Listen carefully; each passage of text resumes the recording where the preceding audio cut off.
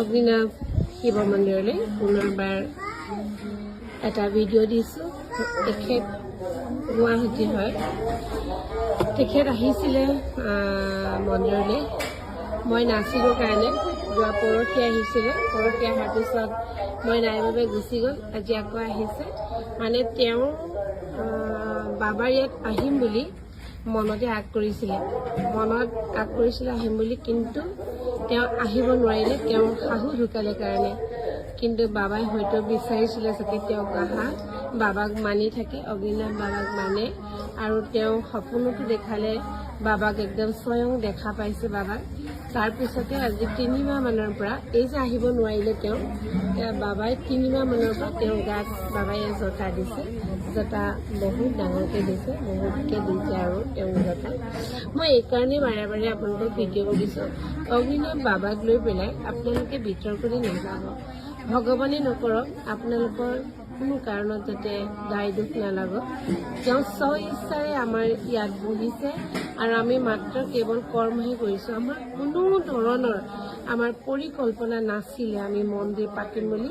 আমি যে এভাগ মন্দিৰ পাতিম তাৰ কোনো ধৰণৰ পৰিকল্পনা নাছিলে। মাত্ৰ মই কৰি ভাল পোৱা কাম কৰি গৈছিলোঁ। কৰি যাওঁতে যাওঁতে এয়া বাঢ়ি বাঢ়ি আজি এই অৱস্থা। অগণন ভক্তক বাবাই আনিছে, আৰু বাবাক ভক্তক আমি চম্ভালিছোঁ। সেয়ে আপোনালোকক কৈছোঁ, বহুত বেছি বিতৰ্ক কৰি নাযাব, আৰু সহযোগ পাৰিলে নকৰিব। ভগৱানে নকৰক আপোনালোকক কোনো ধৰণৰ অপকাৰ যাতে নহয়। এয়া তেওঁ যথেষ্ট দিছে আৰু বাবাই। এয়া কেৱল মাত্ৰ ইয়ালৈ আহিম বুলি কৈ সময়ত আহিব নোৱাৰিলে, সেয়ে বাবাই মনত বেয়া পালে। যি কি নহয়, সকলোৰে মংগল হওক, সকলোৰে মনৰ বাঞ্ছা সিদ্ধি হওক। আগতে অকণমানি ল'ৰা ছোৱালীবিলাকক বাবাই দিয়া দেখিছিলোঁ। আজি কিন্তু প্ৰায় 5-6 বছৰীয়া এজনী ছোৱালী দেখিলোঁ, আৰু এওঁক দেখিছোঁ। সেয়া, ধন্যবাদ। আজিৰ কাৰণে ভিডিঅ'টো কাটিছোঁ।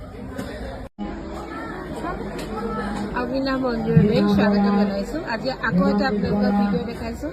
আচলতে অন্য নহয়, আপোনালোকক এটা সতৰ্ক কৰাব বিচাৰিছোঁ যে অগ্নিনাভ বাবাৰ আশীৰ্বাদ যদি আপোনালোকৰ কিবা কাম সফল হয়, আপোনালোকে সেই বাবাক কেতিয়াও পাহৰি নাযাব।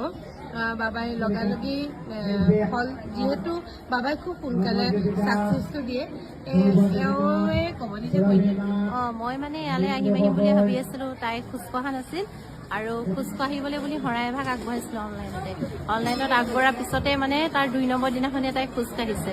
তাৰপৰা আৰু হাজবেণ্ডৰ ব্যৱসায়ো অকণমান ডাউন আছিল, আৰু শৰাইখন দিয়াৰ পিছতে মানে এতিয়া অকণমান লাহে লাহে ভাল হৈছে। আৰু তাই এতিয়া মানে মাতটো লোৱাৰ কাৰণে আকৌ আহিছোঁ, মানে বা ওচৰলৈ আহিম কৰি। তাই এতিয়া জানুৱাৰী 23 তাৰিখে পুৰা 2 বছৰ হ'ব।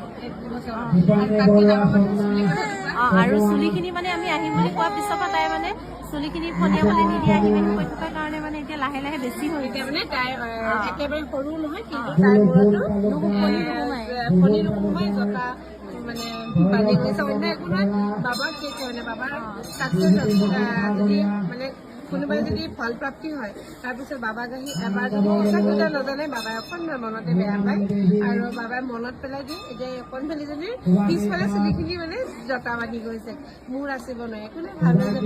পদজনী গা ধুৱাই দিবা। আজি মুক্ত দেখাইছে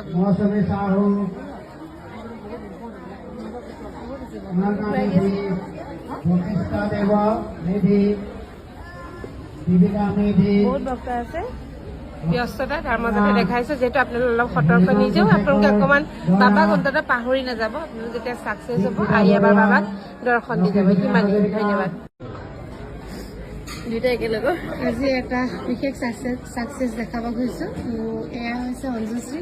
আগতে মই এটা ভিডিঅ' দিছিলোঁ, অঞ্জুশ্ৰীয়ে বাবাৰ আশীৰ্বাদত 6 বছৰৰ পিছত সন্তান প্ৰাপ্তি হৈছিলে।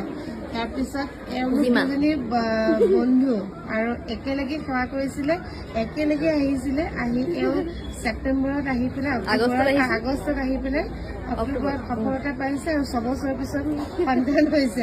দুয়োগৰাকী বান্ধৱী একেদিনাই হৈছে, জন্মও একেদিনাই হৈছে। এওঁ 6 বছৰৰ পিছত সন্তান প্ৰাপ্তি হৈছে।